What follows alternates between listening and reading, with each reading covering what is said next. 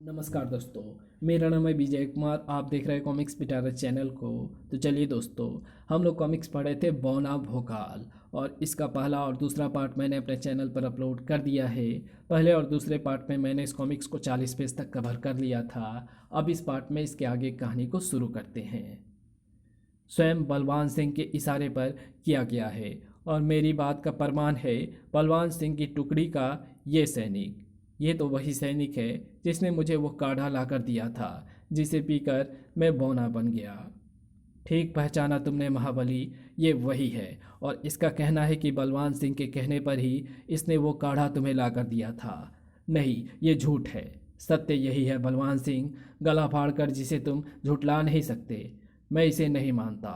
गरजते हुए बलवान सिंह ने अपना गद्दा संभाल लिया। इसी के साथ हरकत में आया भोकाल। धड़ाक। आह! सुगंधा अपराधी निकलेगी, इस बात में तो मुझे आराम से ही संदेह था, परंतु सारा किया धरा तुम्हारा ही होगा, ये नहीं सोचा था मैंने। सैनिकों, बलवान सिंह और उसके साथी को बंदी बना लो। आनन फानन में ही बलवान सिंह और उसके साथी सैनिक को बंदी बनाकर एक शिविर में डाल दिया गया। शीघ्र ही गलतफहमी के कारण सुगंधा को बलवान सिंह के हाथों यातना सहनी पड़ी। इसका मुझे दुख है। इसमें तुम्हारा कोई दोष नहीं। दुष्ट बलवान सिंह ने जाल ही ऐसा बुना था कि उसमें कोई भी फंस सकता है। खैर छोड़ो इसे। आज भोर होते ही शुरू होने वाले युद्ध की रणनीति के बारे में कुछ सोचो। अब जबकि बलवान सिंह को बंदी बना लिया गया है और उसकी टुकड़ी ने उसके बिना लड़ने से इनकार कर दिया है, इसलिए हमें काफ़ी सोच विचार करके अपने कदम आगे बढ़ाने होंगे। पहले मैं जानबूझकर इस कद के साथ सेना के सामने नहीं आना चाहता था, परंतु अब चूंकि सभी को मेरे बौना होने के बारे में पता चल चुका है, इसलिए अब मैं नहीं रुकूंगा। मेरी ढाल और तलवार अभी सामान्य है। उनके बल पर इस रूप में भी शत्रुओं के लिए कहर बन सकता है भोकाल। भोकाल की तलवार, भोकाल की ढाल, उफ! दोनों ही उठाने में असफल रहा वो। भोकाल की इन भुजाओं में इतनी शक्ति नहीं बची कि ये अपनी ढाल और तलवार को उठा सके। व्यर्थ हो चुके हैं ये हाथ, इन्हें टूट जाना चाहिए। अर्ध विक्षिप्त सा हो गया भोकाल अपने ही हाथों को तोड़ डालने पर उतारू था, और वो ऐसा कर भी देता अगर सुगंधा ने उसे ना रोक लिया होता। ठहरो, ये तुम क्या कर रहे हो भोकाल? तुम जैसे महाबली को ये शोभा नहीं देता। छोड़ दो सुगंधा, छोड़ दो मुझे। महाबली कहकर अब मेरा उपहास मत उड़ाओ। सुगंधा, जो अपनी तलवार अपनी ढाल ना उठा सकता हो, जिसका कद मात्र 3 बलिस्थ का हो, वो कैसा महाबली? ऐसा मत कहो महाबली।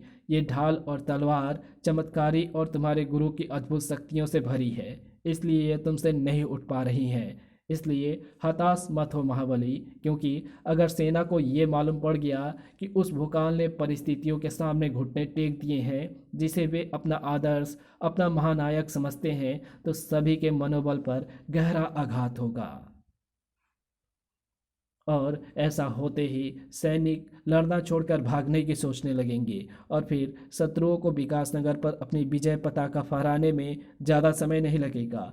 विकासनगर का बच्चा बच्चा शत्रुओं का दास होगा, मात्र तुम्हारी वजह से।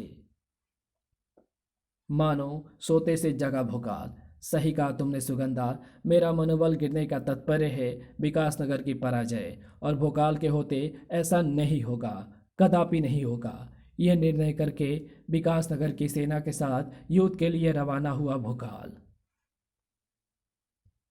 शत्रुओं पर कहर बनकर बरसने लगा। मात्र कद ही छोटा हुआ है मेरा, परंतु आकाश से भी ऊंचा है मेरा मनोबल।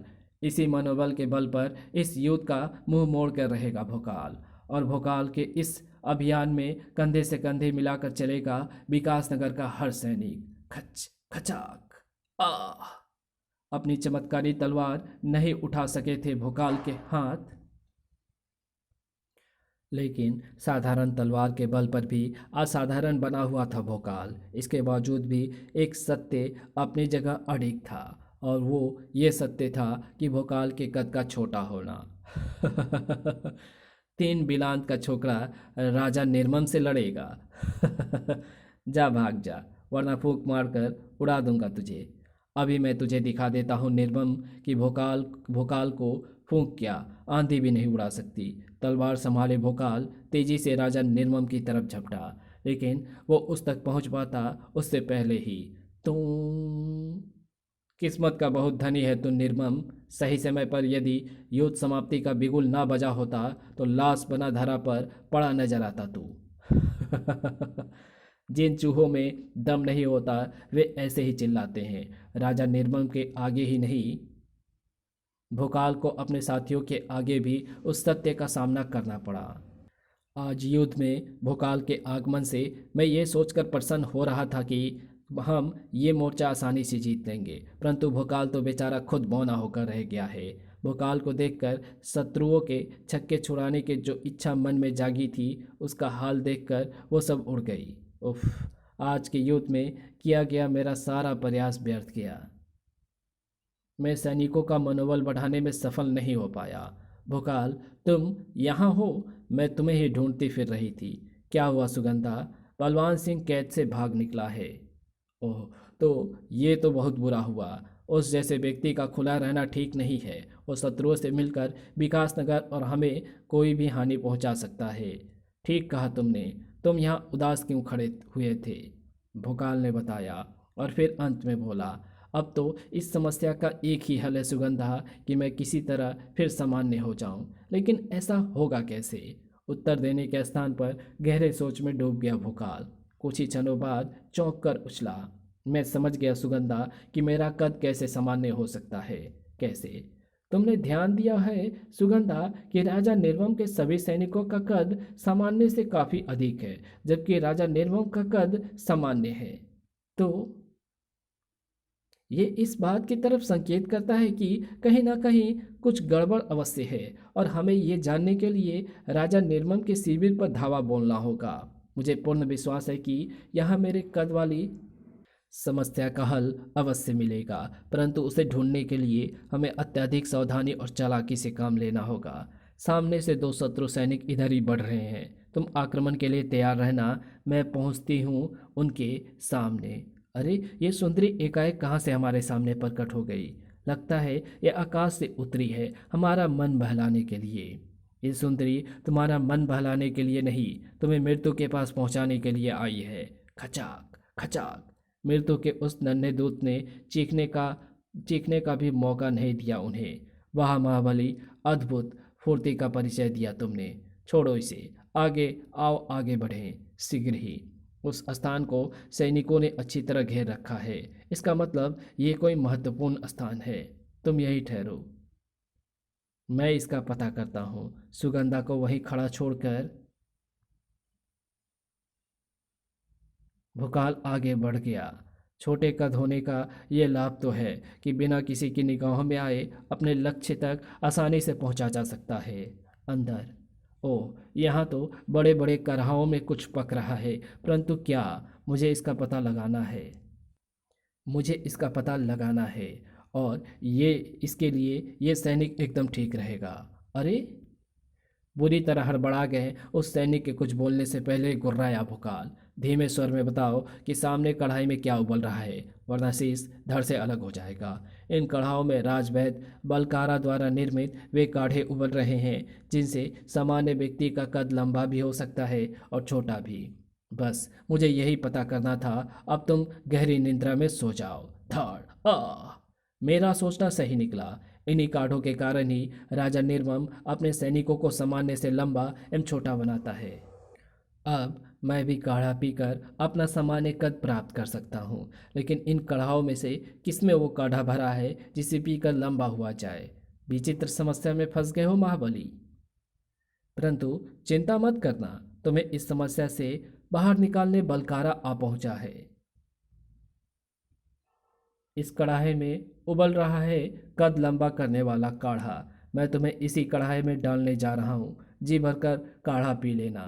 ओह, अगर ये मुझे खोलते कढ़ाई के अंदर डालने में सफल हो गया तो पल भर में मेरी मृत्यु हो जाएगी। इसलिए मुझे अपनी समझ शक्ति का प्रयोग कर इसके हाथों की पकड़ से छूटना होगा। अपनी पूरी शक्ति लगाकर भी बलकारा की पकड़ से नहीं छूट पाया भोकाल तो। आखिर थक हार कर बैठ ही गया ना। बलकारा की शक्ति के आगे तेरी शक्ति चींटी से ज़्यादा कुछ नहीं है। अब खौलते काढ़े में गिरकर अपने मृत्यु देवता के पास पहुंचने की तैयारी कर ले। आ मेरे होते मृत्यु की गोद में महाबली नहीं, तू जाएगा शैतान। बलवान सिंह तुम?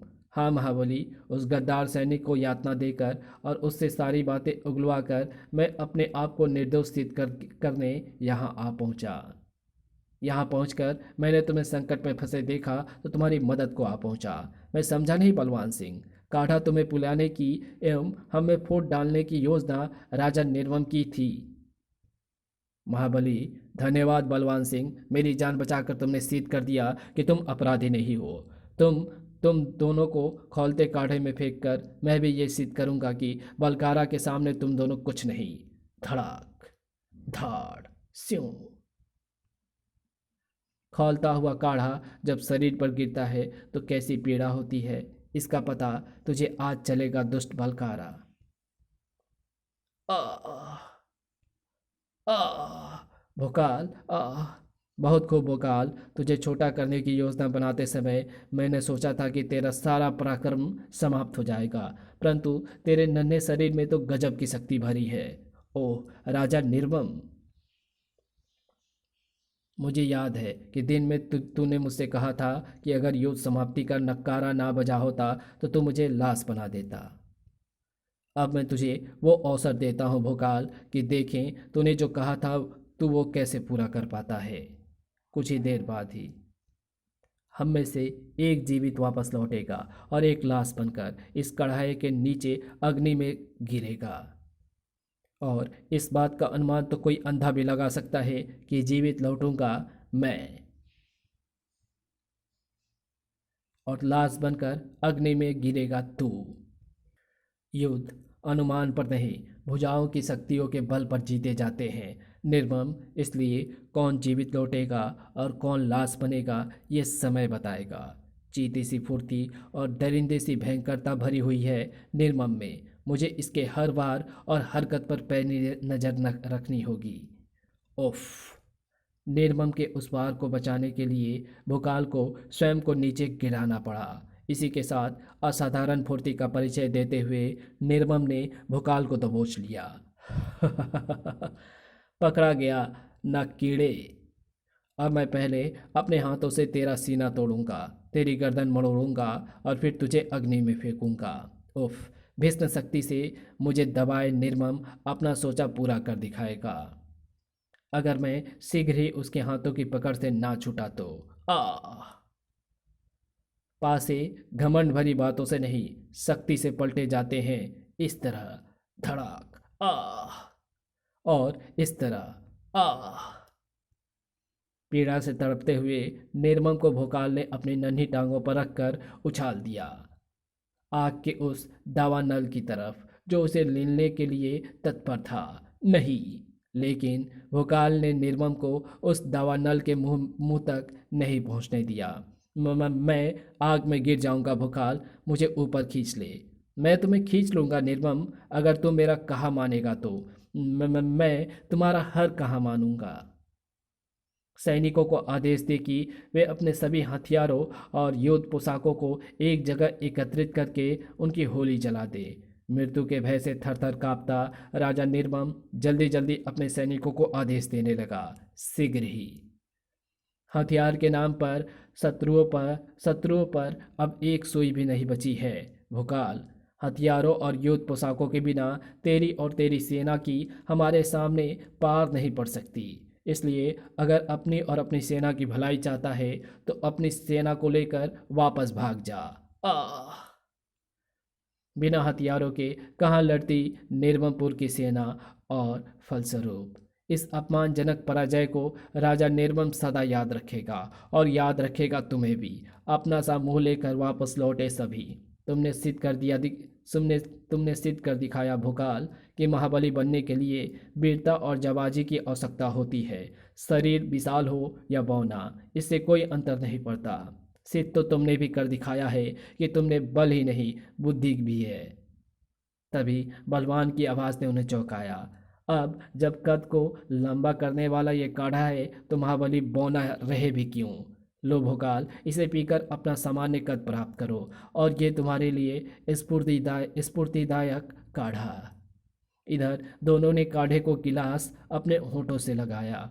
उधर पूर्व से सूर्य देवता ने अपनी आंखें खोलकर सुबह का जयनाद कर दिया। ये सुबह निसंदेह विकास नगर के लिए विजय की सुबह थी। इसी के साथ ये कहानी यहीं समाप्त होती है। तो आपको ये कहानी कैसी लगी? अगर आपको ये कहानी पसंद आई है तो इस वीडियो को लाइक शेयर कमेंट ज़रूर कर देना। चैनल पर नए हो तो चैनल को सब्सक्राइब कर ऑल नोटिफिकेशन को सिलेक्ट ज़रूर कर लेना। तो चलिए, इस यहाँ पर एडवर्टाइजिंग है तो इसको भी हम पढ़ लेते हैं। सुगंधा मरने वाली है अश्वपाल, इसे जहर देकर हो गया है इसका हत्यारा। भोकाल गायब। क्या भोकाल सचमुच हत्यारा था? क्या भोकाल सचमुच गायब हो गया था? क्या सुगंधा सचमुच मर गई थी?